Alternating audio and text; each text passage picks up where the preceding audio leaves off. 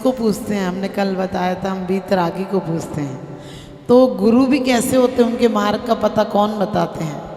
विषयों की आशा नहीं जिनके साम्य भाव धन रखते हैं, दिन तत्पर रहते हैं, स्वार्थ त्याग की कठिन तपस्या बिना खेद जो करते हैं, ऐसे ज्ञानी साधु जगत के दुख समूह को हरते हैं।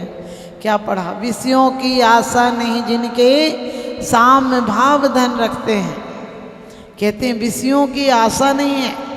संसारी प्राणी क्यों दुखी है? क्योंकि अच्छा सुनने चाहिए, अच्छा मिलने को चाहिए, अच्छा बोलने को चाहिए, अच्छा देखने को चाहिए, और हमारी इंद्रियां बगावत कर देती हैं। हम किसी लड़की को बहू बनाते हैं तब देखते हैं बहुत सुंदर है, घर में आती है तो पता चलता है ये अदब तो करती नहीं किसी की, और यदि अदब देख लेते हैं तो कहते हैं बोलने में तो अच्छी है नहीं, यदि बोलती अच्छी तो बोले सुनती तो है ही नहीं किसी की। वही साधु हमें सुख दे सकते हैं। तुम सादानी क्या कोई हो, जग को दे दी जग की निधियाँ, दिन रात लुटाया करते हो सम सम की अविनश्वर मणियाँ। क्या कह दिया? तुम सादानी क्या कोई हो। हम पूजा में पढ़ते हैं कि भगवान तुम सादानी कौन है?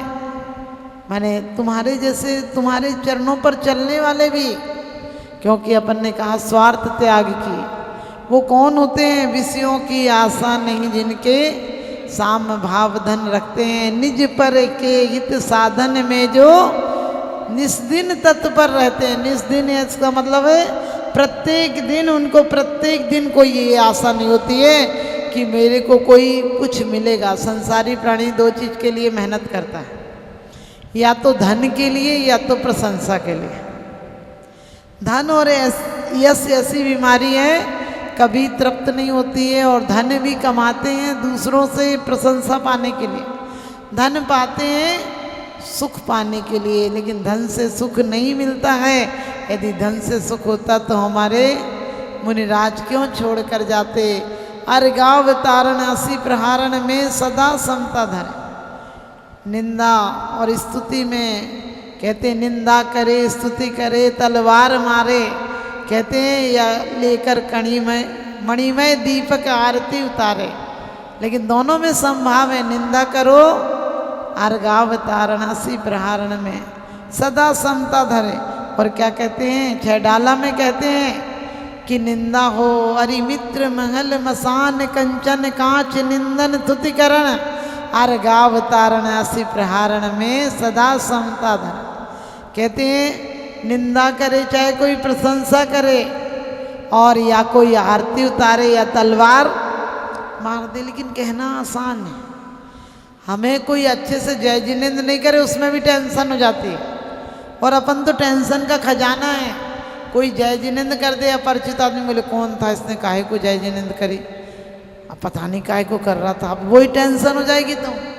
तुम 4 जनों से कहोगे कि अभी तो करता नहीं था, आज उसने जय जिनेंद्र करी, क्या पता कुछ चक्कर तो नहीं है। लो कोई तुम्हें देख के मुस्कुरा ले, कहने हो सकता है मेरे पे व्यंग करके हंस रही हो। कोई 2 जने बात कर रहे हो, बोले हो सकता है मेरी बात कर रही होगी, और तो क्या बात करेगी। बिल्कुल प्रैक्टिकल है जीवन का। कहीं कोई कुछ कर रहा हो, हम पहले अपने आप को खड़े कर लेते हैं, ये नहीं सोचते हैं हम क्या इतने विशेष हैं कि उसको एक ही काम रह गया हमारी चर्चा करने का। अरे मित्र महल मसान कंचन, मसान यानी शमशान हो या महल हो, मित्र हो या दुश्मन हो, कहना बहुत आसान है। आहार मिले या नहीं मिले, अच्छा मिले या बुरा मिले, कोई पूछे नहीं पूछे, गर्मी हो सर्दी हो, लेकिन ऐसा कौन कर सकते हैं जिनको कुछ मिल गया। आप कभी कभी कहते हैं आपने यहाँ की नौकरी क्यों छोड़ दी, तो सामने वाला कहता है उसका पैकेज और अच्छा था, वहाँ और बढ़िया पैकेज था, वहाँ और बढ़िया सैलरी थी, इसलिए छोड़ दी।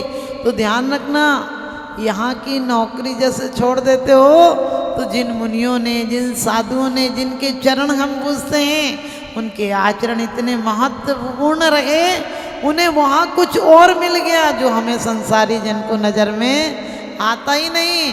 इसलिए उन्होंने छोड़ दिया कि अब इस विषयों की आशा नहीं जिनके, अब विषयों की आशा तक नहीं करते हैं।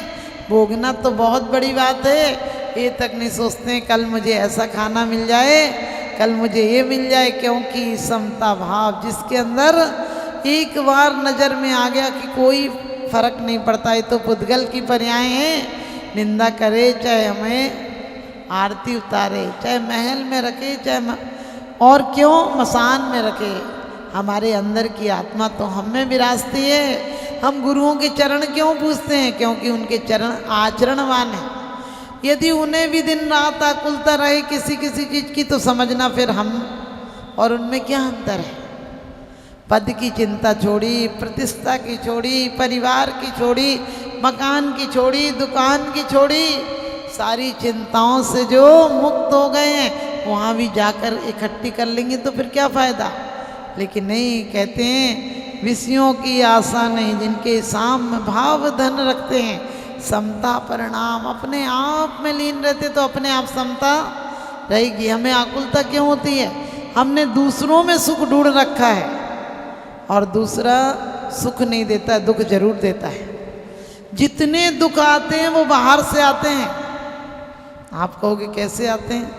तो देखना, कोई सम्मान कर दे, कोई अपमान कर दे, कोई लड़ाई कर दे, कोई तुम्हारी निंदा कर दे, सब कौन करेगा? बाहर वाला करेगा ना, आपसे हट के कोई करेगा ना।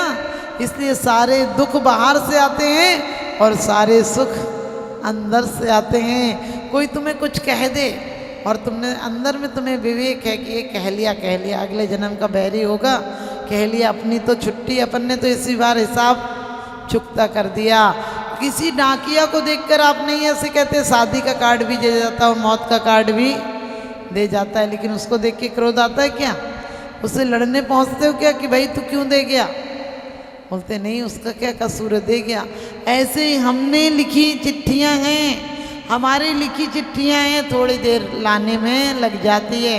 यहाँ की चिट्ठियां भी 2-3 दिन लग जाते हैं। तो वहाँ की चिट्ठियां, कर्मों की चिट्ठियां, तो जिन परिणामों से जितनी कसाई की तीव्रता रही होगी, जितनी योग की वक्रता रही होगी, उतनी बाद चिट्ठियां आएंगी। हो सकता है हमारे लिखे पत्र 10-10 बाद आते हों, तो पढ़ना तो हमारे को पड़ेगा। जब हमारे घर आएंगे तो हमें ही पत्र पढ़ना पड़ेगा। हम बड़े आकुलित हो जाते हैं, बोले हम भक्ति करते हैं इसलिए तो कुछ ऐसा नहीं हो रहा है। अरे क्यों सोचते हो? भक्ति में शक्ति बड़ी, शिव सुख दे प्रगटाए, और लौकिक की तो बात क्या, मुक्ति दे दर्शाए। तो वास्तव में कहते हैं पंचेंद्रियों के सुखों की जिन्हें आशा नहीं है, और पंचेंद्रिय सुख मिल भी जाए तो उसमें लिप्त नहीं होते हैं। एक फकीर और राजा मित्र थे। बहुत दिनों बाद फकीर गांव में लौटा तो राजा ने कहा कि आप हमारे घर आना। फकीर ने कहा जैसा? कहने लगे कब लेने आ जाऊँ? बोले जब मर्जी। बोले कल आ जाऊँ? तो कहा आ जाना। चला गया फकीर। फकीर गया तो कालीन बिछे हुए थे, बढ़िया पंखा लगे हुए थे, बढ़िया खाना आ रहा था। वो कालीनों पे चला, गद्दों पे सो गया, बढ़िया खाना खाया। अब राजा को देखते देखते हद हो गई, 1 महीना हो गया।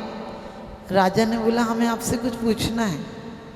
बोले 1 महीने से क्यों रखे थे अंदर? पूछ लेते उसी दिन, पहले दिन पूछ लेते। तुम्हारे अंदर ये भाव हुए होंगे कि ये कैसा फकीर है, इसने कह दिया महल में चलने को, बोल दिया हाँ चलेंगे। मैंने पूछा कब? इसको कहना चाहिए था कि नहीं हम नहीं जाते। इसको कहना चाहिए था हम कभी नहीं जाते। इसने कह दिया कि कोई बात नहीं, जब आ जाओगे तब चलेंगे। मैंने बोला कल? ये कल को ही तैयार हो गया, जैसे तैयार ही बैठा था। वो कहने लगा तुम्हारे ये सब भाव आए थे? बोले नहीं नहीं ऐसी बात नहीं है, मैं सोच रहा हूँ कि आप में और हम में अंतर क्या है। हम भी ऐसे महलों में रहते हैं, ऐसा भोजन करते हैं, ऐसे ही सब कुछ करते हैं, तुम भी यहाँ यही कर रहे हो। तो उसने कहा कोई बात नहीं, कल जवाब दे दूंगा सुबह। अपन नहाने थोड़ी दूर तालाब पर चलेंगे, वहीं आपको जवाब भी दे देंगे। अब वो सुबह राजा गया और तालाब पे नहा भी लिया। उसके बाद बोला चलो थोड़ी आगे और चलते हैं। अब अपनी सीमा आ गई। राजा फिर बोले देखो, राजा ने बहुत देर तक कहा कि ये अपन यहाँ तक आते थे, यहाँ तक अपनी सीमा होती थी, इसके आगे आते थे तो डांट पड़ती थी, ये होता था वो होता था, लेकिन फिर भी वो बोला ही नहीं कुछ। आ जाओ चलो आगे करने लगा। तो उसके बाद कहते हैं कि एक हद पे तो राजा कहने लगा अरे देर हो जाएगी, मुझे अपनी राज्य में जाना है और बहुत सारे काम है, आज किसी का न्याय करना है, किसी की संपत्ति जब्त करना है, किसी की बात सुनना है, कोई को नई नियुक्ति करना है। तो फकीर से कहने लगा, अरे तुमने इतनी देर कर दी और बताया भी नहीं कि हम में तुम में क्या अंतर है। उसने कहा, हम जाते हैं और तुम्हें पीछे जाना पड़ेगा। हम जाते हैं, तुम्हें पीछे जाना पड़ेगा, यही अंतर है। हम तुम्हारे यहाँ थे लेकिन मेरा कुछ नहीं था, और तुम इतनी दूर आ गए हो लेकिन तुम्हें सैकड़ों काम पड़े हुए हैं राज्य के। यही अंतर होता है संत और गृहस्थ में। संत रहे तो भी अंदर कुछ नहीं रहता है, तो है, मिल गया तो मिल गया, नहीं मिला तो नहीं मिला। और कहने लगे, तुम झांक कर देखना, तुम यहाँ आए थे लेकिन शुरू से तुम्हें लग रहा था कितनी जल्दी लौटेंगे, कब जवाब देगा। यही अंतर था हम में और तुम में। तुम रहे थे उसमें लेकिन लिप्त थे, हम रह रहे थे लेकिन निर्लिप्त थे। तुम मच्छर की भांति थे, हमारे पास आते थे, जाते थे, बोलते थे, उपदेश सुनते थे, लेकिन तुम मच्छर की भांति उसी में बार बार डुबकी लगाना चाहते थे। और मैं कमल की भांति था, उसके बीच रहता था, तब भी परमात्मा का ध्यान करता था। हमारी और आपकी स्थिति भी ऐसी है। हम पंचेंद्रियां तो हमेशा बगावत करती हैं, क्योंकि कहते हैं कि भोगने में तो इंद्रियां अच्छी लगती हैं। कहते हैं भोगने समय तो अमृत लगती हैं। जब वज्र अग्नि विषे विषधर से जी के दुखकारी, धर्म रतन के चोर चपल यति दुर्गत पंथ सहाय। 5 इंद्रियां भोगते हुए बहुत अच्छी लगती हैं, लेकिन जब इनका परिणाम मिलता है तो बहुत दुख होता है। तो साधु क्या है? साधु अपने आप में लीन है। साधु को पता है पर से ना कुछ मिल सकता है ना मिलेगा, इसलिए अपने आप में लीन रहते हो। निज पर हित के साधन में जो निस्दिन तत्पर रहते हैं। निज का हित तो आत्मा का उत्थान होता ही है, लेकिन जो पास में जाता है, जो उनके संसर्ग में आता है, उसके परिणाम भी बदल जाते हैं। उनके परिणामों में भी चेंजिंग आ जाती है। कह रहे क्या करना, सब धर्मशाला। एक दिन हमारे बुजुर्ग इतने चले गए। ध्यान रखना, बच्चे के आने पर खुश मत होना। बच्चा तुम्हें भेजने के लिए आया है। कहोगे क्यों? क्योंकि नाती पोते आ जाते हैं। और सच बताओ, आपके पर बाबा और बाबा, सड़ बाबा, मड़ बाबा अभी तक जिंदा होते तो बताओ अपन को रहने को मकान में जगह होती क्या? अरे वो उन्हें सरकाया तब तो अपन को जगह मिली है। इसी प्रकार से हम कहते हैं कि भगवान स्वार्थ त्याग की कठिन तपस्या बिना खेद जो करते हैं। अपन को तो कुछ काम करेंगे और जरा सा पूर्ति नहीं हो तो खेद होने लगता है। स्वार्थ त्याग की, स्वार्थ कोई नहीं है, परमार्थ है। यहाँ हम जिसको स्वार्थ कहते हैं वो स्वार्थ नहीं, वाकई में वो तो और खराब चीज़ है। स्वार्थ का अर्थ तो इतना ही है, स्व के रथ में चढ़ जाना, स्वयं आत्मा का उत्थान करना। आत्मा का उत्थान कैसे होगा? गे ही पैग्रह में न रहें जो जलते भिन्न कमल गए, नगर नारी को प्यारे अथा का दे में हेम अमल है। हम कमल की भांति रहें, कीचड़ में रहें, लेकिन जो कीचड़ से ऊर्जा लें उसे सुंदर फूल का रूप दें। हम ग्रस्त में, आप लोग ग्रस्त में रहते हो, लेकिन ग्रस्त में रहना दिक्कत की बात नहीं। ग्रस्त में जो मन वचन काय मिले हैं, जो आपको संपत्ति मिली है, तन मिला है, मन मिला है, द्रव्य मिला है, क्षेत्र मिला है, काल मिला है और भाव मिले हैं, इसी ऊर्जा को ऊर्ध्व गमन की तरफ ले जाकर क्या करो? अपने हित में लगाओ। अपने जीवन को कमल की फूल की तरह ग्रस्त में रहते हो निर्लिप्त रखो। और कहते हैं स्वार्थ त्याग की कठिन तपस्या बिना खेद जो करते हैं। अच्छा हो बुरा हो, अपमान कर जाए, निंदा कर जाए, कोई लफंगा कह जाए, कोई लुच्चा कह जाए तो लोचन करते हैं। इसलिए क्या है? लुच्चा है। पापी कह जाए तो पापों का अंत कर दिया, इसलिए पापी हैं। दुष्ट कह जाए तो दुष्ट कर्मों को नष्ट कर दिया है, इसलिए अच्छे अच्छे शब्दों को कहते हैं। एक बार पत्नी पति में लड़ाई हो गई तो पत्नी बोली तुम जानवर हो। अब पति तो चला गया, भूखे ही चला गया। शाम को पति ने फ़ोन लगाया, बोले और तेरा मूड ठीक है? तो कहने लगी मैंने आपको जानवर कह दिया। तो बोले ठीक तो है, तू मेरी जान है, मैं तेरा बर हूँ। अब बताओ, इतनी शांति आ जाएगी तो झगड़ा काहे को होगा?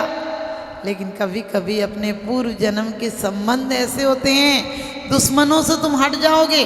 दुश्मनों को दुश्मन मत समझना, सबसे ज़्यादा बदला लेते हैं घर के लोग। उनसे हट के कहाँ जाओगे?